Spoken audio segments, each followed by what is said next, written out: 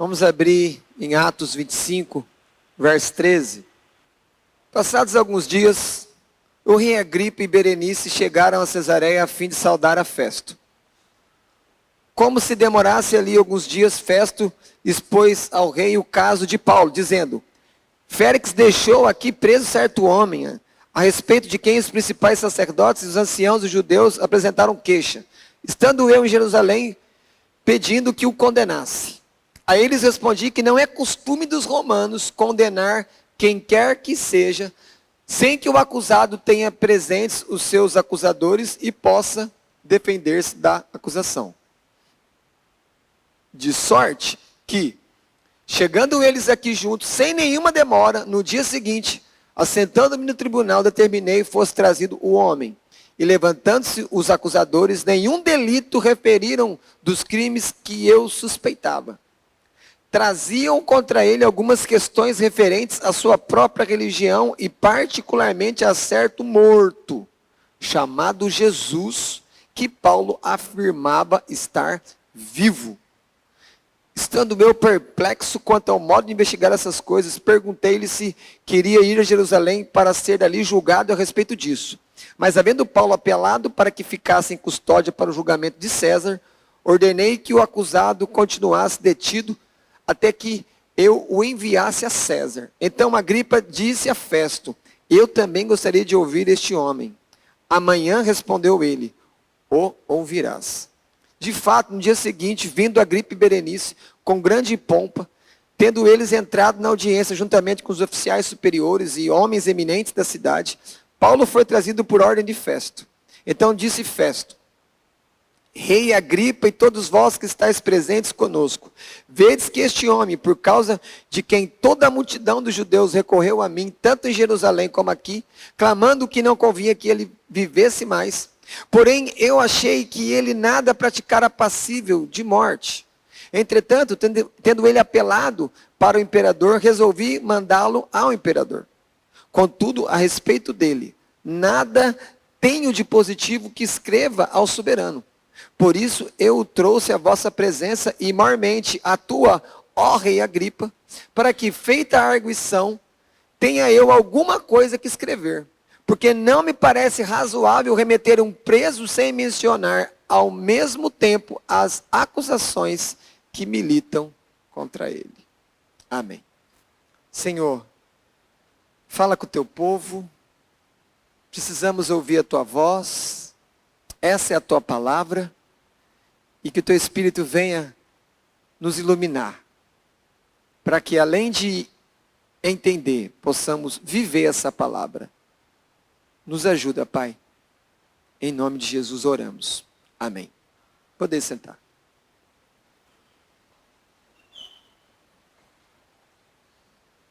Surge um novo personagem aqui nessa história de Cesareia. Rei Agripa. Esse rei Agripa, ele pode também ser chamado de Agripa II, porque ele é filho daquele rei Agripa que o próprio Lucas retrata em Atos 12, que aquele homem, quando fizeram um elogio para ele, ele não deu glória a Deus, e a Escritura diz que ele foi depois comido por vermes, e ele pereceu. Então, é filho daquele Agripa, de Atos 12. Paulo está diante de um rei. Mas é interessante lembrar que o próprio Senhor Jesus disse algo que o mesmo Lucas, que escreve Atos e escreveu o Evangelho que leva o seu nome, que é o primeiro livro dessa série. Nós podemos olhar aqui como uma série com dois grandes livros, ou dois tomos.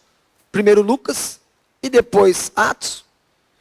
Jesus disse assim, conforme registro de Lucas: antes, porém, de todas estas coisas, lançarão mão de vós e vos perseguirão, entregando-vos às sinagogas e aos cárceres, levando-vos à presença de reis e governadores, por causa do meu nome.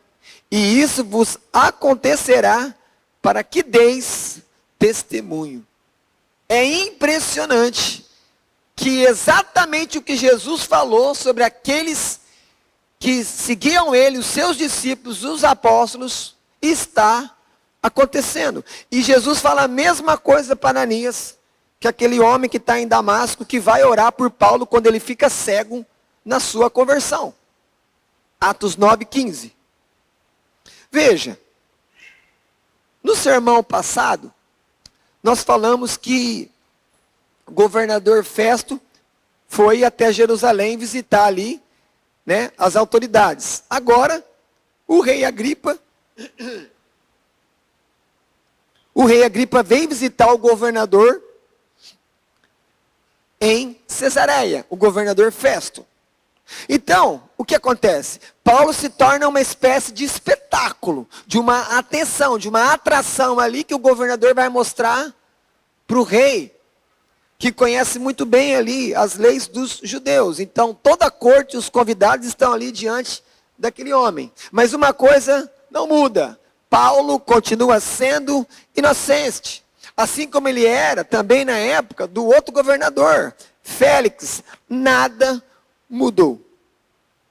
Precisamos também ficar atentos, porque existe um interesse muito importante no governador Festo, quando ele chama o rei Agripa para analisar o que está acontecendo com esse preso chamado Paulo. O rei Agripa é rei dos judeus, ele conhece a lei de Moisés, então ele seria a melhor pessoa para dar um conselho para Festo saber o que ele ia escrever contra Paulo, porque ele tinha que mandar Paulo para César, que era Nero. Mas o que ele ia escrever? Ele não tinha nada. Não tinha um crime. Não tinha uma acusação válida contra ele. E aí, eu pergunto, e você? E você aqui nessa noite? Você é culpado ou inocente? Mas essa pergunta pega você de surpresa. Até porque você pode responder ela com outra pergunta, mas culpado do quê? Culpado ou inocente em relação a quem? Então, eu ajudo você a responder. Como você se julga diante de Deus? O perfeito juiz? Senhor dos céus e da terra? O soberano de todo o universo? E eu repito a pergunta. Diante de Deus, como você se julga? Culpado? Inocente? Porque não há outra sentença. Todo homem ou é culpado diante de Deus, ou é inocente diante de Deus. Não tem outro resultado. Toda a terra foge do juízo de Deus. Porque coisa terrível é cair nas mãos do Deus vivo. Mas nós não podemos esquecer que nós temos uma herança maldita de Adão. Porque por causa do pecado de Adão, todos nós também nascemos pecadores. E se somos pecadores, não há inocentes. Não há ninguém inocente diante de um Deus que é santo. Mas Deus, em seu amor, enviou Jesus para salvar pecadores, como você, pela fé. Pecadores, culpados, que confessam seus pecados, suas culpas, afirmando que necessitam de um Salvador perfeito. E esse Salvador perfeito, que é Jesus, é o único inocente. Mas, de maneira irônica, é o inocente que é condenado na cruz pelos homens. Esse é Jesus Cristo. O inocente que salva, que perdoa os culpados. Analisemos então a partir do verso 13 até o verso 18. Primeira coisa que eu quero dizer para vocês aqui, nesse sermão, onde o inocente salva os culpados, é que todos um dia serão julgados. Ninguém vai escapar. Todo mundo aqui vai se apresentar diante de Deus. Festo visitou Jerusalém. E agora o rei Agripa vem retribuir esse gesto político.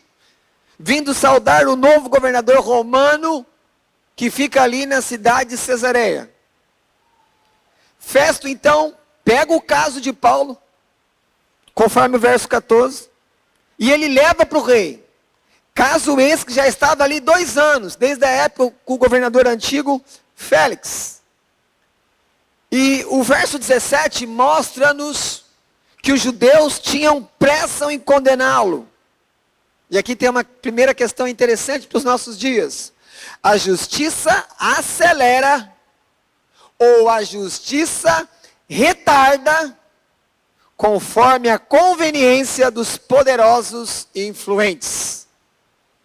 Se os judeus podem dar algum fruto de apoio político para Festo, então rapidamente no começo do seu governo eles chegam em Cesareia e imediatamente já tem o julgamento, que foi no sermão passado.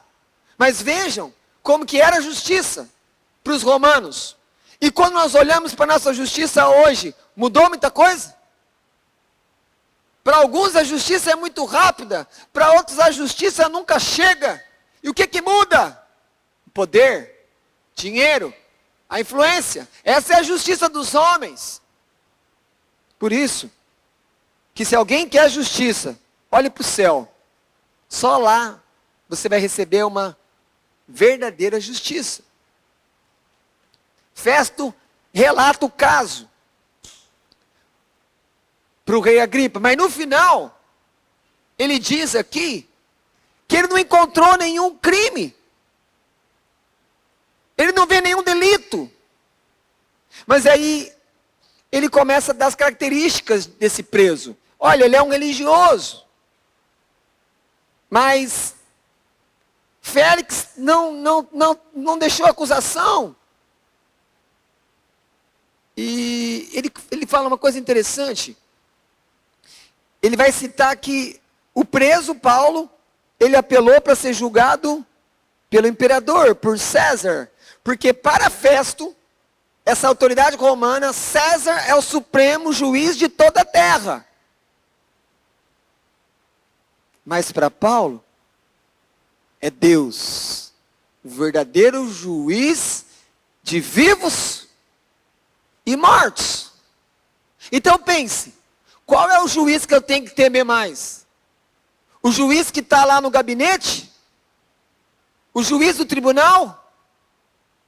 Ou o juiz que está no trono superior no céu, que é o Senhor? Você que está nas mãos de um juiz da terra,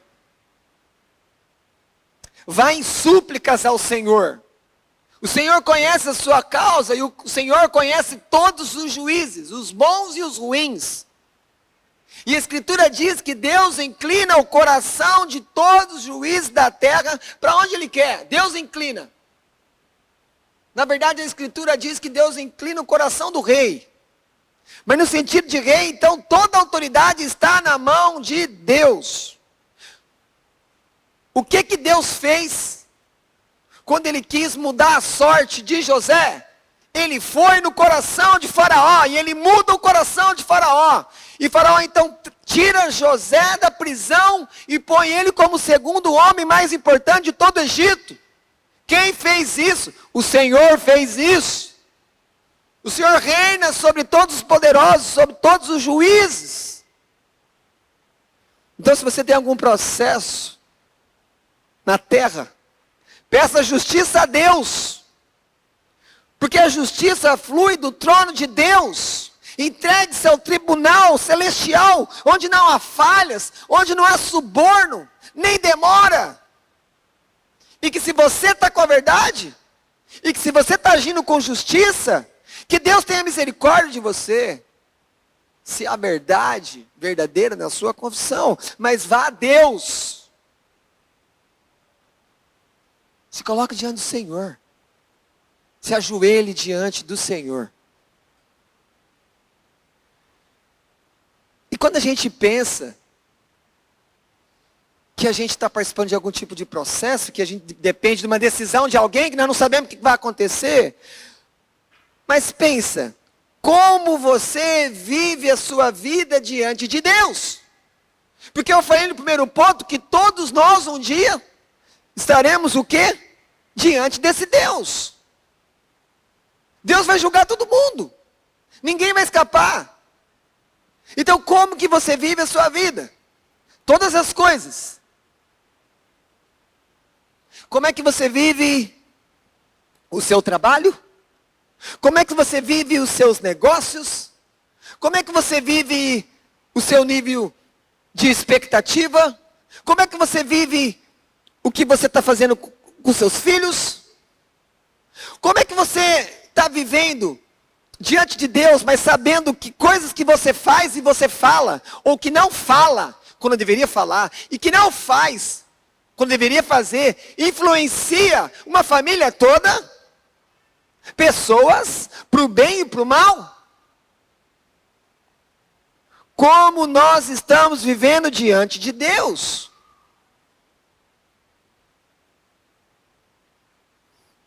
Aonde está a sua esperança?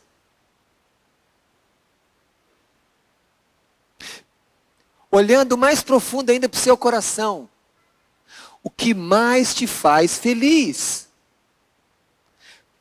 As coisas que mais fazem você feliz vão ser as coisas mais fortes que vão mover as suas decisões. Você vai viver conforme aquilo ao qual você quer alcançar, que é aquilo ou que você pensa, ou que você acha, ou que você tem certeza, estando certo ou não, mas muitos têm certeza, mesmo que esteja no erro, tem certeza. Mas no final, é isso que vai mover você, que vai fazer você não desistir e continuar. Mas eu insisto, como que cada um de nós tem vivido diante de Deus? Porque, repito, um dia você e eu estaremos diante de Deus. E como que você se sente? Como que é isso? Imagine abrir tudo o que está acontecendo na sua vida diante do Senhor. E não precisa ser aberto, porque Ele não precisa abrir nada, porque Ele já está lá.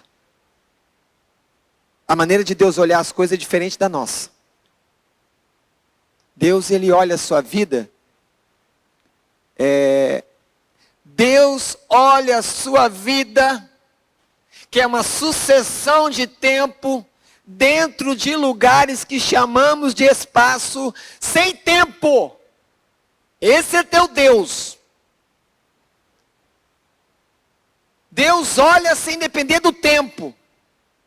Porque por mais que Ele criou o tempo e Ele age no tempo, Ele vive fora do tempo, Ele vive fora do espaço. Porque Ele é eterno, Ele é infinito. Uma coisa que é infinita não pode ser medida por espaço. Uma coisa que é eterna não depende de tempo. Mas ainda recai a pergunta, como que eu tenho vivido? E quando eu penso em Deus, em que o dia que eu vou estar diante dEle, quais os medos que eu tenho? O que muda? Porque eu não posso viver como se um dia eu não fosse encontrar o Senhor, porque eu vou.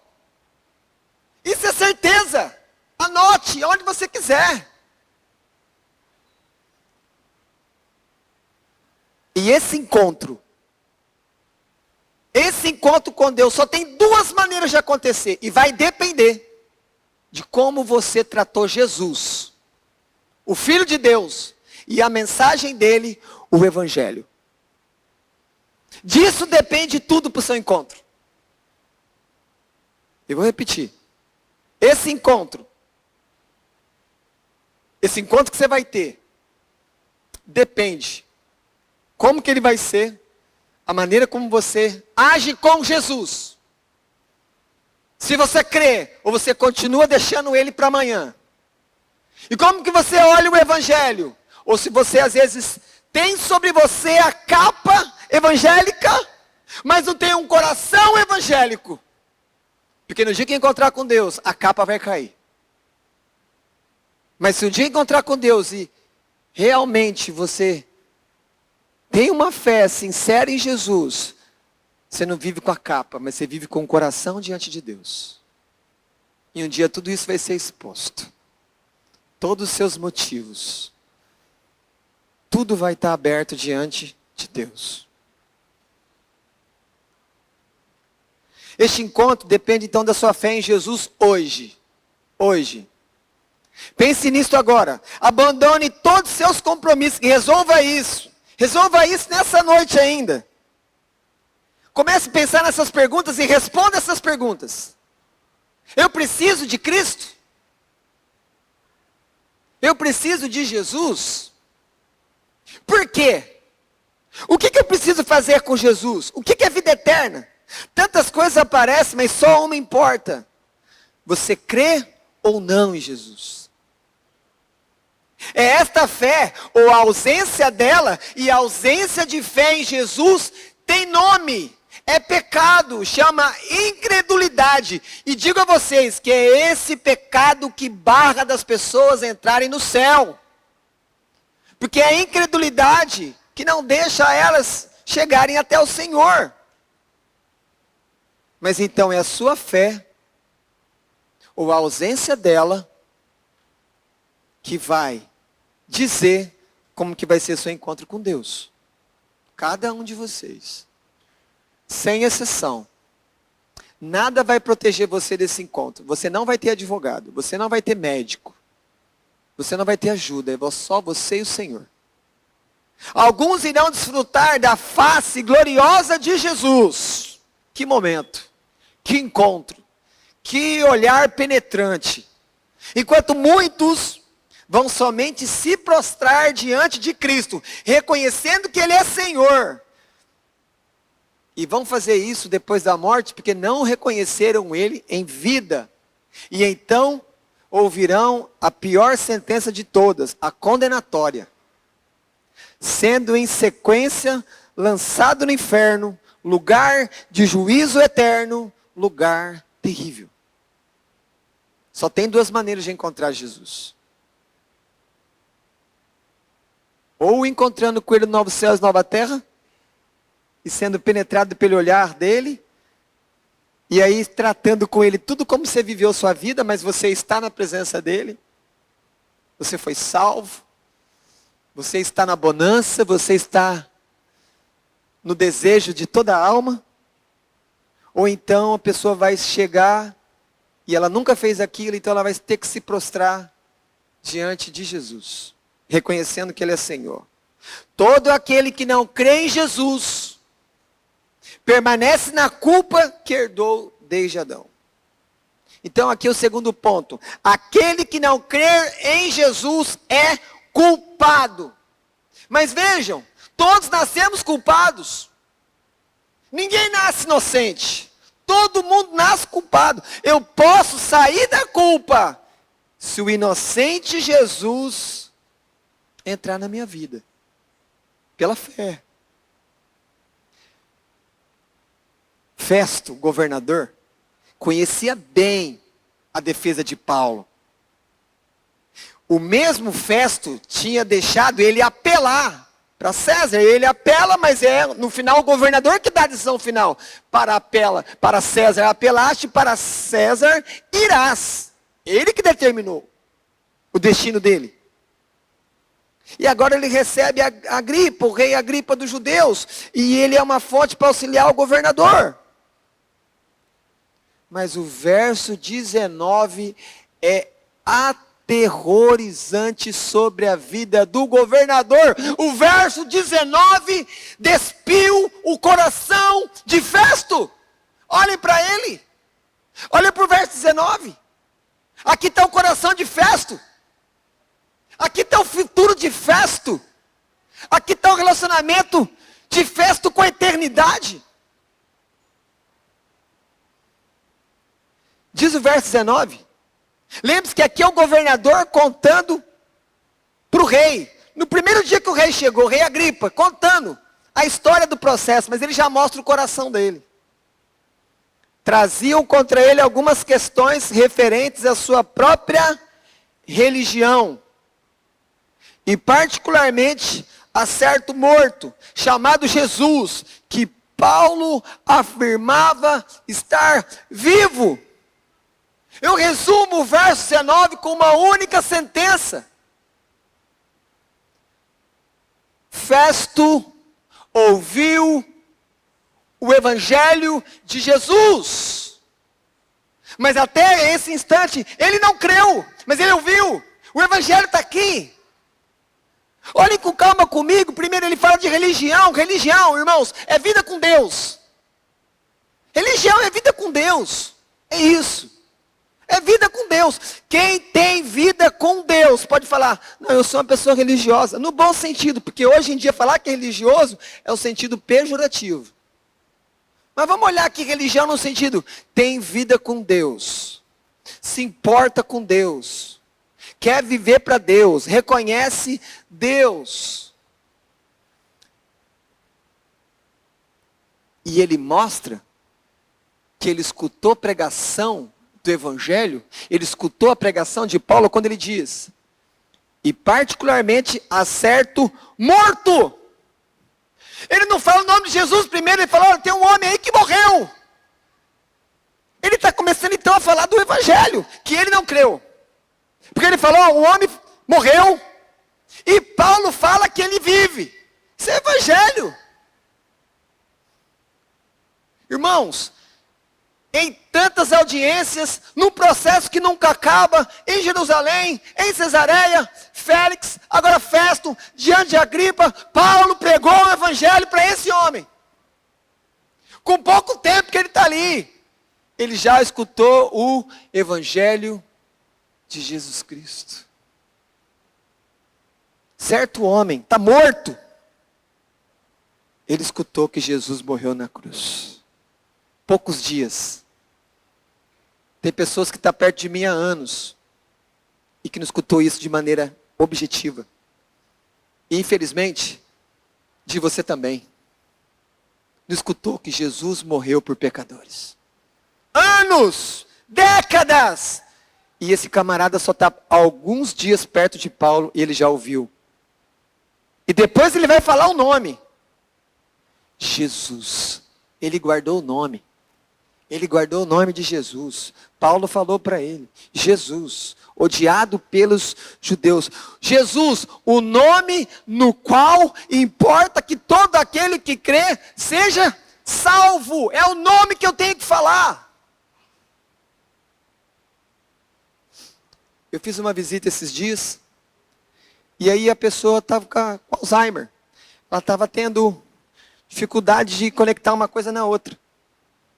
E eu falei assim para a pessoa, falei assim, olha, não se preocupa dela confundir um ritual, porque ela era de tal igreja, aí depois ela foi para outra igreja, ela está invertendo uma coisa com a outra, pegando uma coisa de 5 anos atrás, colocando numa história de 20 anos atrás, não importa.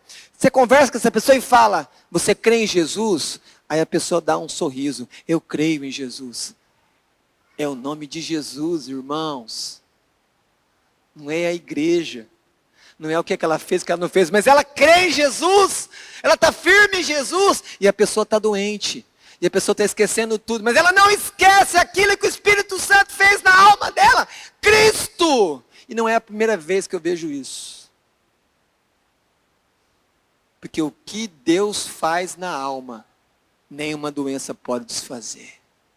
Graças a Deus por isso. Festo falou o nome de Jesus, mas ele não tinha nenhum relacionamento com Jesus. Cuidado.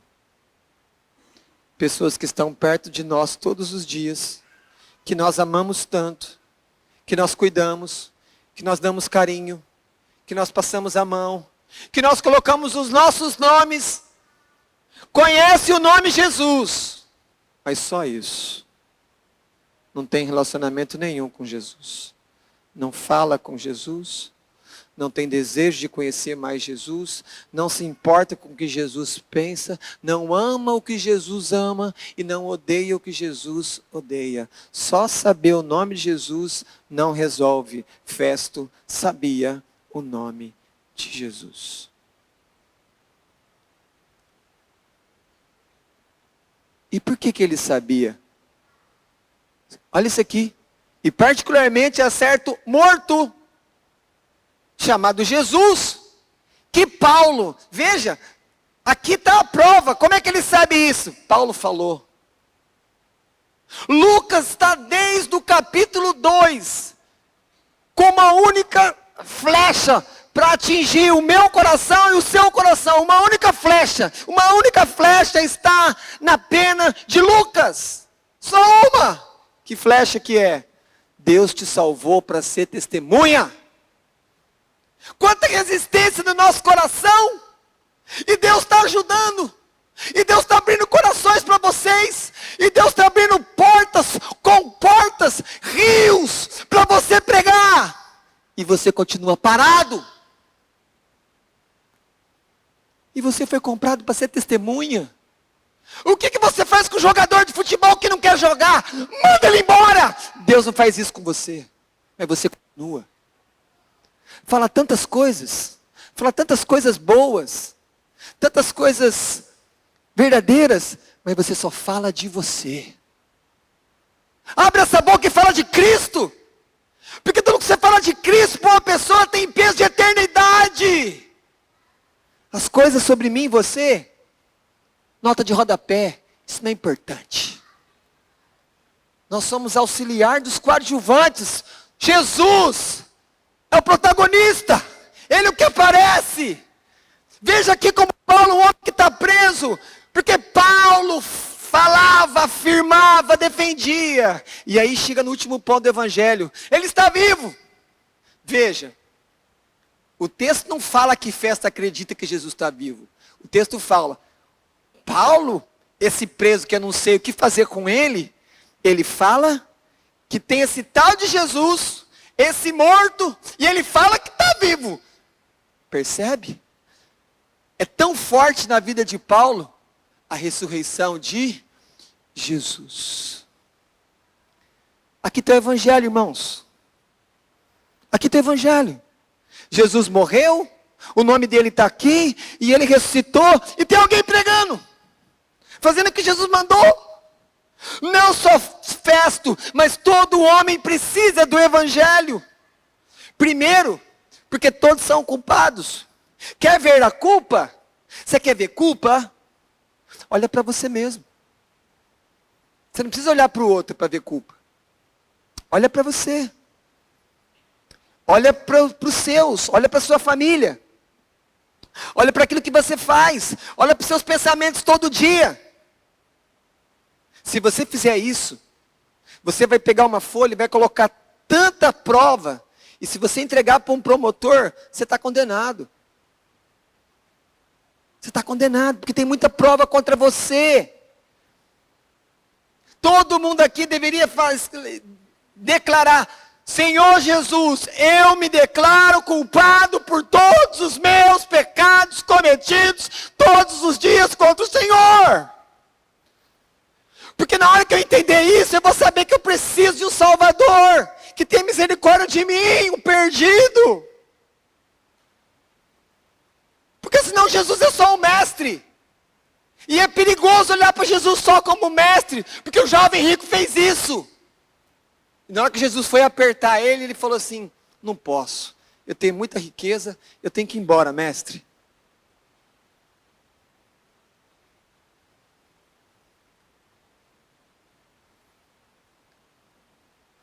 Todos aqui são culpados diante de Deus, dos céus, da terra e de todos os homens. Mas a questão é, o que você faz com a sua culpa?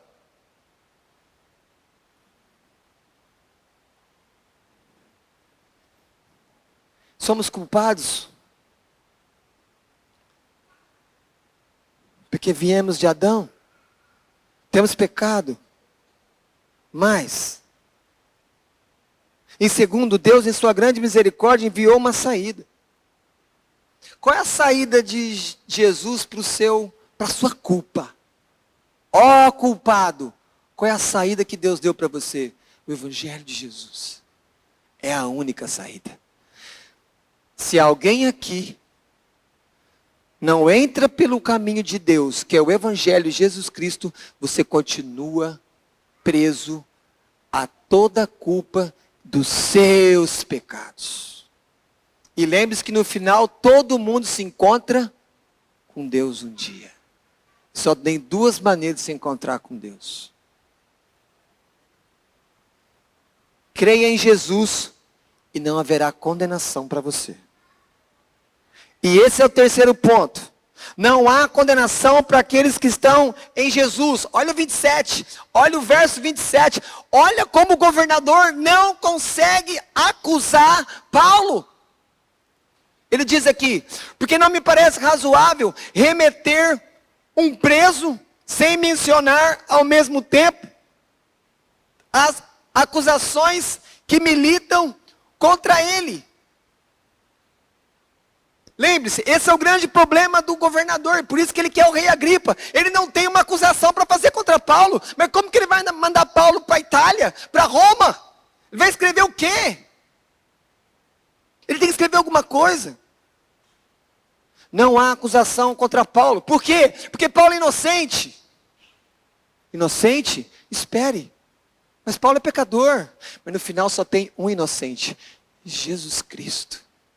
Toda vez que você falar numa situação assim, eu sou inocente, no fundo, você não é inocente coisa nenhuma. Mas toda vez que você falar a palavra inocente, lembre-se: nossa, inocente é o meu Senhor.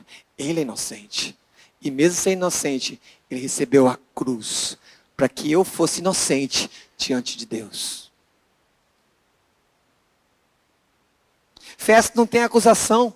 Olha o verso 25. Porém, eu achei que ele nada praticara passivo de morte. Não tem como matar esse homem. Verso 26. Contudo, a respeito dele, nada tenho de positivo para escrever ao soberano. Olha só, ele vai repetir uma vez: eu não tenho o que fazer, mas eu tenho que resolver a vida desse homem. Assim como Festo não tem acusação contra Paulo, acontece com todo aquele que crê em Jesus. Porque todo aquele que crê em Jesus, não há acusação contra ele.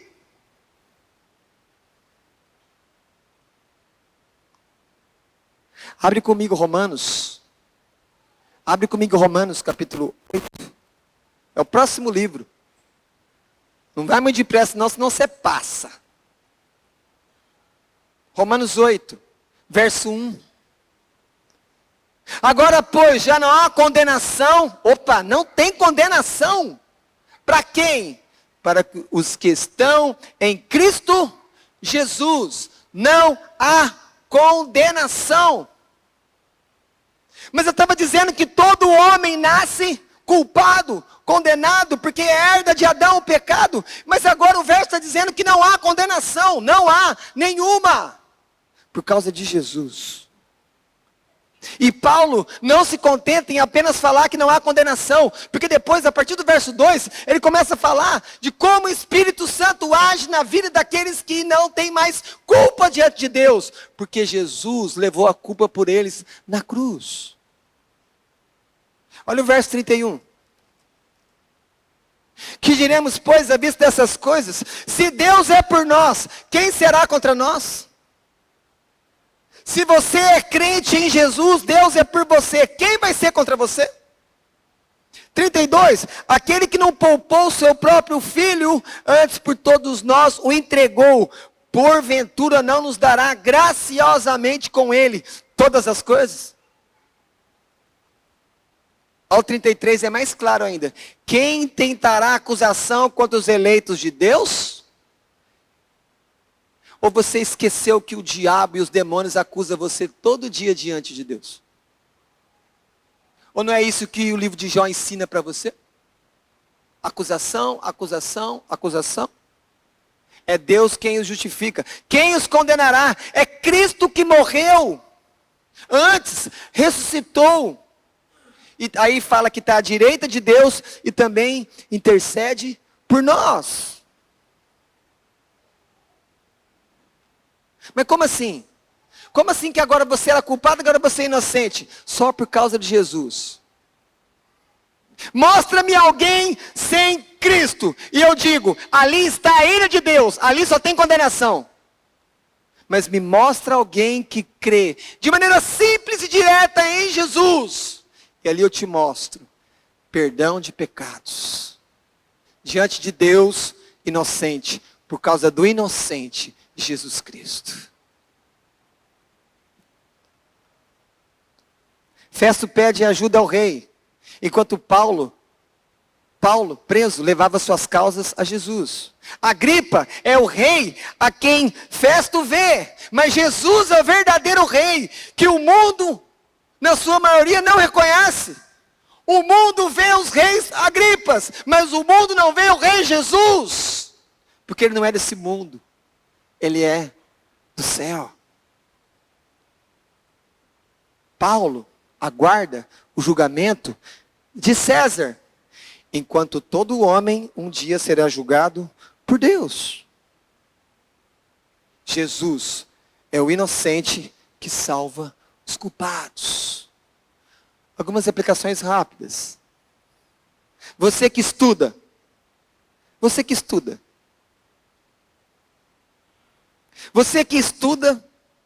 que deveria estudar, mas muitas vezes não estuda e se dá mal na prova.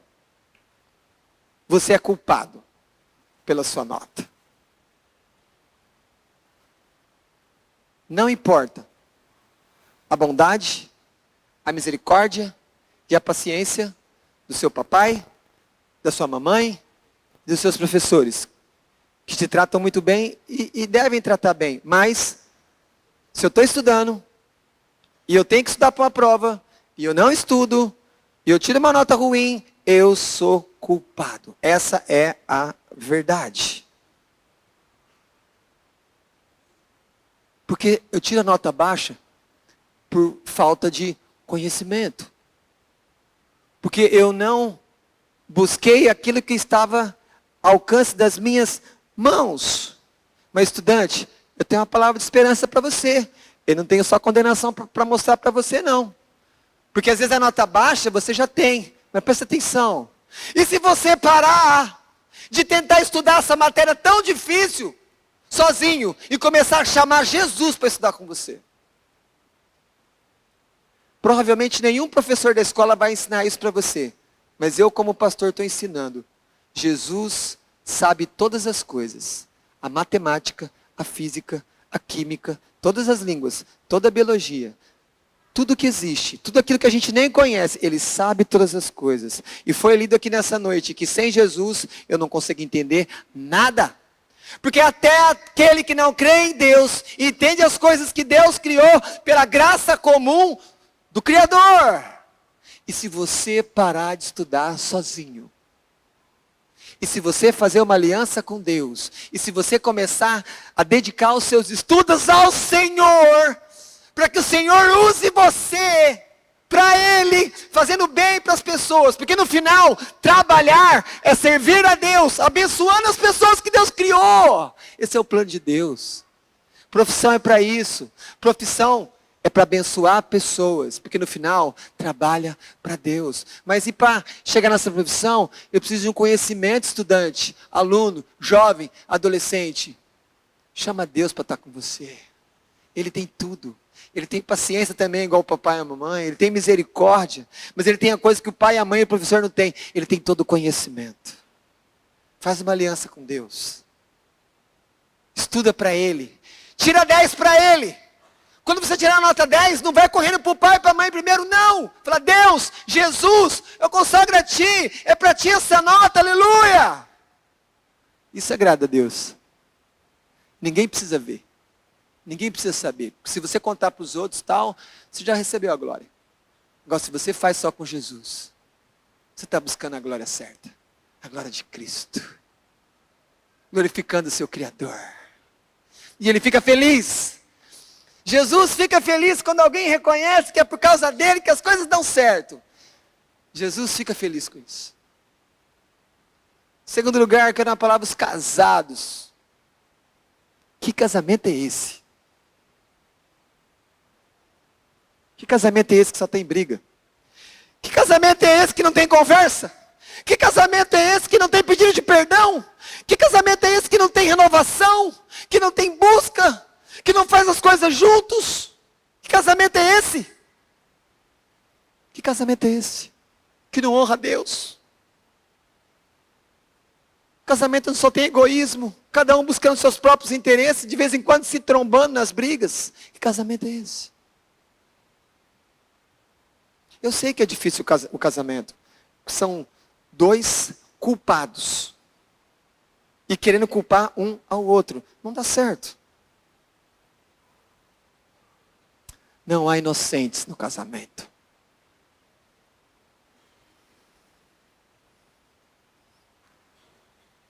Mas a Escritura diz no capítulo 1 de Gênesis, que no final que ele faz tudo, Deus fala assim, e viu Deus que era muito bom. Tudo que Deus criou é muito bom. O casamento foi criado por Deus, então ele é bom. Mas eu preciso de Jesus para viver um casamento melhor. Eu preciso da palavra de Jesus para viver um casamento melhor. Uma terceira palavra. Todos são culpados. Só tem um inocente. Só existe um juiz que é justo. Então, escute isso. Pare de julgar as pessoas. Pare de se tornar um juiz de tudo e de todos. Nós não somos juízes, nós somos observadores da lei, cumpridores da lei. Tiago diz isso, não queira ser juiz, juiz é Deus. Uma das profissões mais complicadas da terra é ser juiz, ter que julgar a vida dos outros. Isso é complicadíssimo.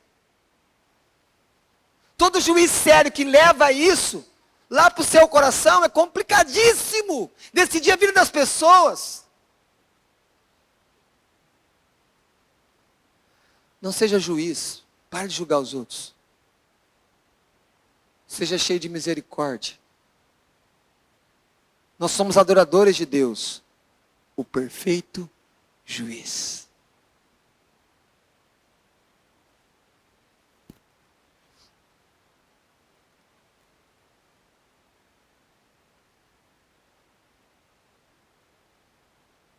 Somente Jesus é inocente. Inocente pelos seus próprios atos. A inocência de Jesus é tão poderosa que ela é suficiente para vestir de justiça todo aquele que crê. Jesus é o inocente que salva os pecados. Salva os culpados. Olhe para dentro de você e se arrependa de todo o seu mal. E suplique por perdão. Por salvação. Deus é um juiz justo. Mas Ele também é cheio de misericórdia. Ele não despreza um coração sincero, que o busca clamando por uma nova vida, um novo coração, buscando a vida eterna. Porque aqueles que buscam a vida eterna, na verdade eles entenderam que Jesus é o inocente, que perdoa, que salva os culpados.